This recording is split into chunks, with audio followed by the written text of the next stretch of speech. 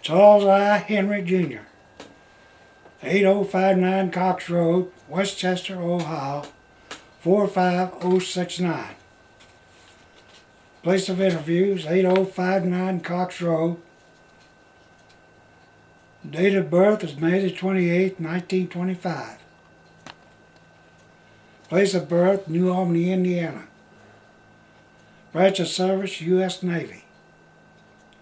Service number 613-4381. Time in service, January of 1943 to 1949. I was reared in the Northside Cummingville area of Cincinnati, Ohio, and attended Chase Elementary School. Upon completion of the 8th grade, I went to work as a cashier at Albert's, a local grocery chain in Cincinnati.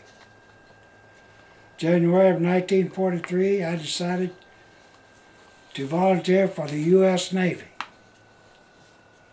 Being only 17 years of age, my parents had to sign for me to enter the Navy. By the Navy, we often attended movies at the local theater, and they always showed the latest news clips of the war. I was always intrigued by the large naval ships, so I enlisted in the U.S. Navy. Joe Smith, a friend of mine, decided to enlist at the same time, but he went into the Army, shipped to Europe, and was killed in action.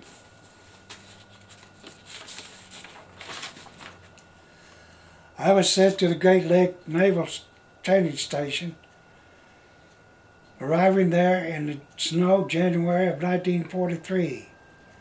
It was very cold, and in order to graduate, one must be able to swim, and upon arrival, I was a non-swimmer. I did learn to swim and survived one of the most memorable and frightening events of my training, swimming under a flaming pool of fire. It was so designed that we had to swim under the fire, move the fire while servicing, grab a breath, descend, and continue on our way. After boot camp, I had a few days at home prior to reporting to my new assignment. We were permitted to select what type of ship we would like to be assigned to, but I'm sure the Navy needs were a priority over our choice. The battleships were my primary interest. I was assigned to the USS New Jersey, BB-62, that was commissioned in May of 1943 at Philadelphia Navy Yard.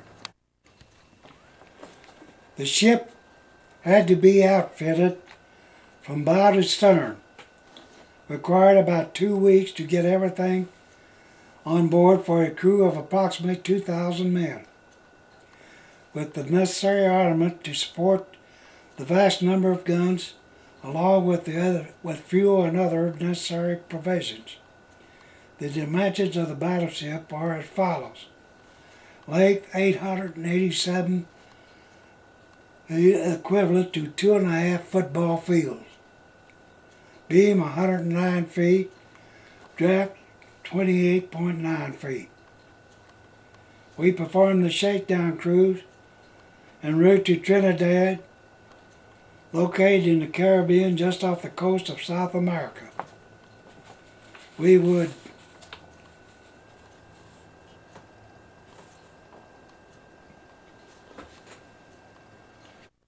Okay.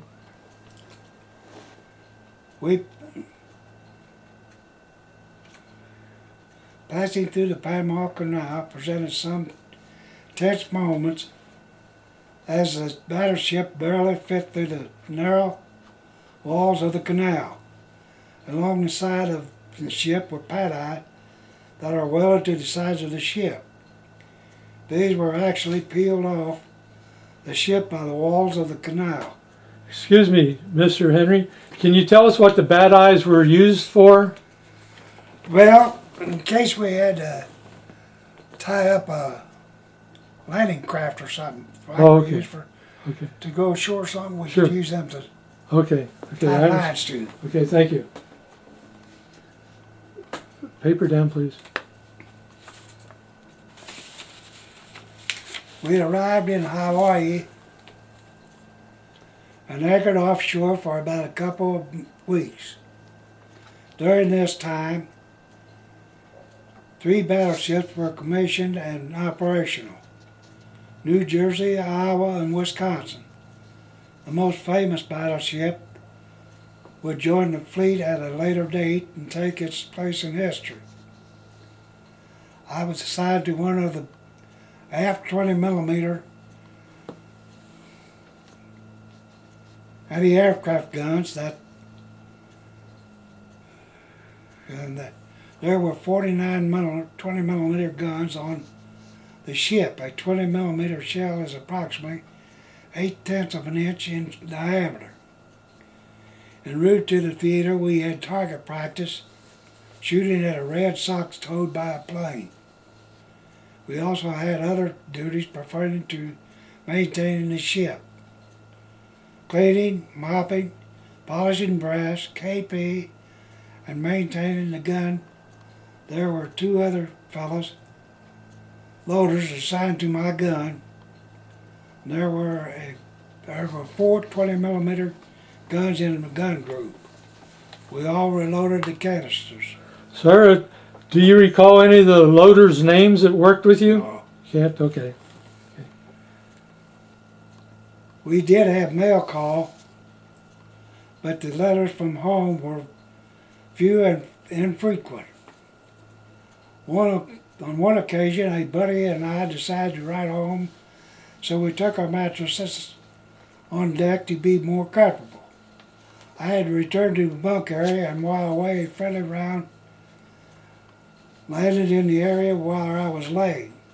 Shell fragments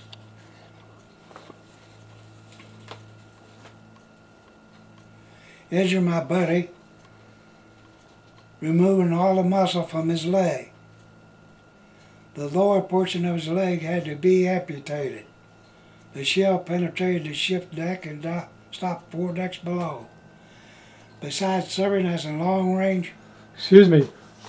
You have a little story that goes along with the shell going down 4 decks?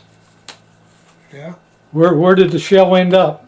In the restroom. Who found it?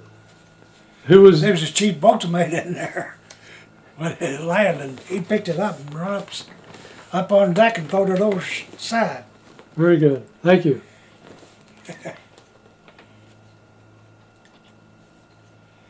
Besides serving as a long-range firing platform for the infantry, the ship was designed as a fueling station to support other ships.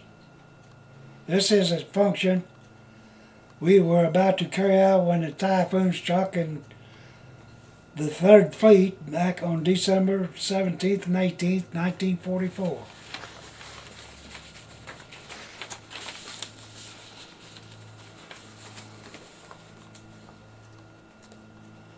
While in the Marshall Islands, the battle group experienced Typhoon Cobra, 100 plus knots an hour winds, sinking 3 ships and claiming 790 lives. The New Jersey rode out the storm by using 3 anchors. Rerounds.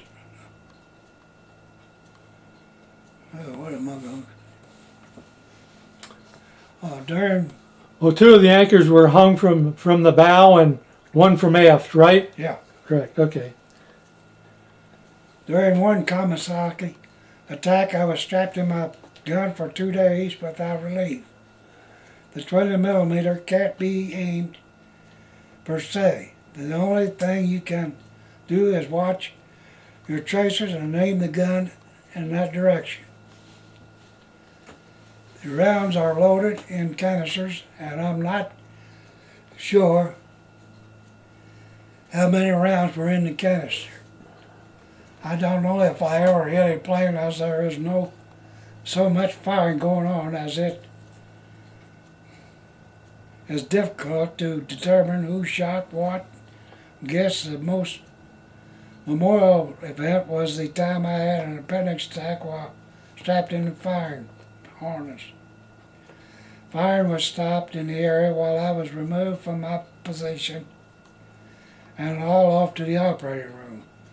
I was off duty for 3 days and then back to the 12 millimeter. I understand that the appendix was just about to rupture, and back in the 40s, that could have been bad news. Now back to the battleship. The Iowa was the first one, the New Jersey was the second, and these two were right there by themselves for a long time before the Wisconsin, which was the third one, came out. And then the Missouri didn't come out till the end of the war. That's when they... Oh, in other words, they more or less brought the Missouri out, was there for They the, steamed right in and got all the publicity. we were supposed to have it above the Jersey.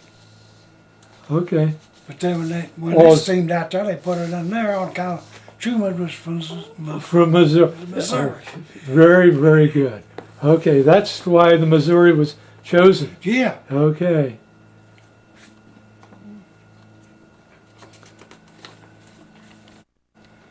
The ship was in service in Guam, Iwo Jima, Marshall Islands, Philippines, and Okinawa, to name a few of the most prominent battles.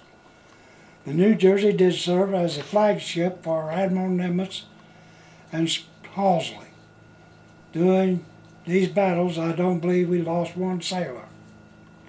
On September the 2nd, 1945, I was in Guam when the Missouri BB-64 took its place in history as it hosted the signing of the peace treaty with Japan. After the signing, the New Jersey relieved a ship that was anchored in Oklahoma Bay. We were there for about a month, providing security and serving as a reminder the United States won the war. I'll never forget the Japanese battleship that was in the harbor just riddled with holes. During this time, my enlistment for 4 years. I enlisted for 4 years.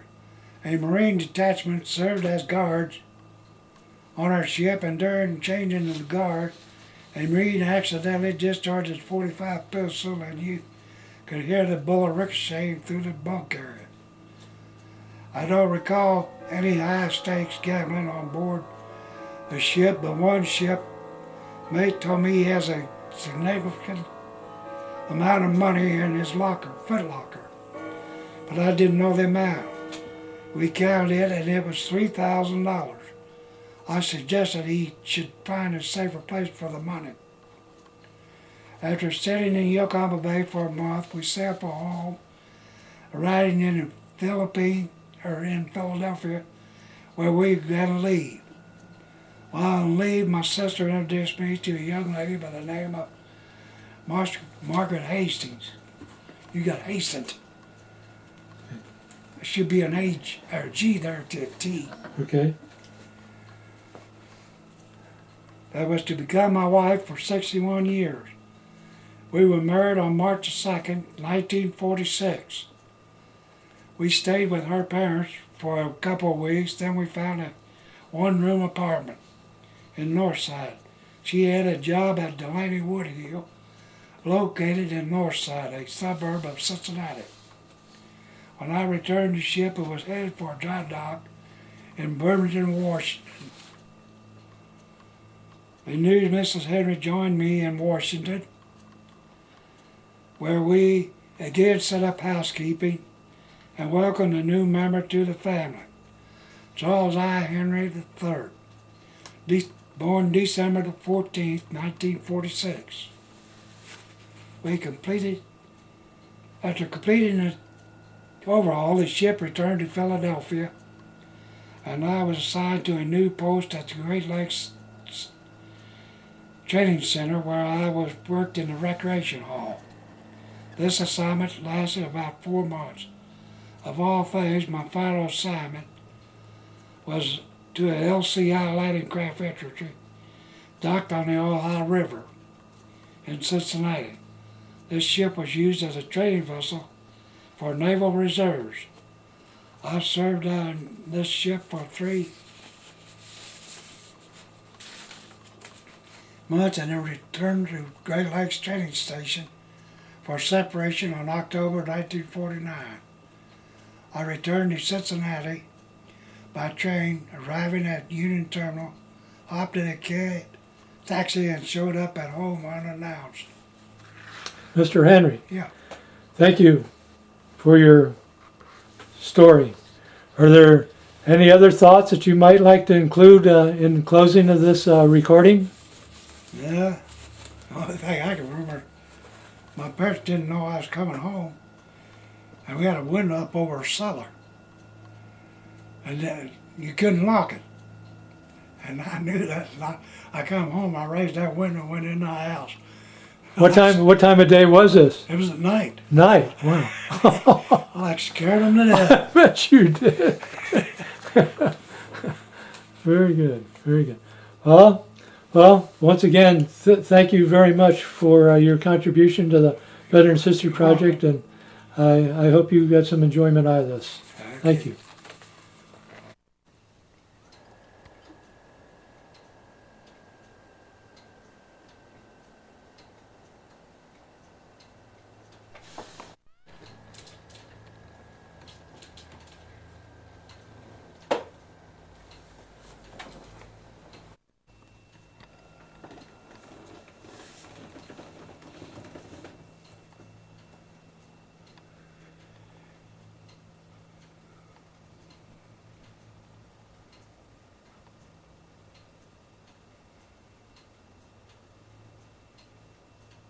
I don't remember what they are.